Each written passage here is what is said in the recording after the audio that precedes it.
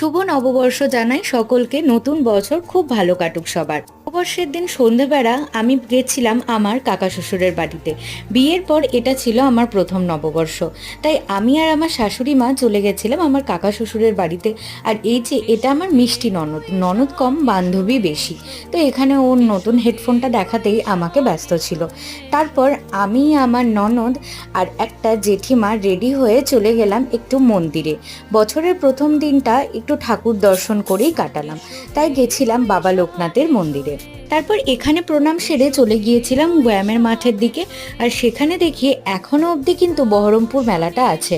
তারপর এখানে কিছু ঘোরাঘুরি করে একটু খাওয়া দাওয়া করে চলে গেলাম রামকৃষ্ণ স্ট্যাচুর পাশে একটা মোমোর দোকানে। শুনেছি এখানে খুব ভালো নাকি মোমো পাওয়া যায়, তো এখান থেকেই 2 রকম মোমো অর্ডার দিয়ে আমরা মোমো খেতে ব্যস্ত হয়ে যাই। তারপর চলে আসি বাড়ি। এবারের নববর্ষটা আমার এরকমই কেটেছে।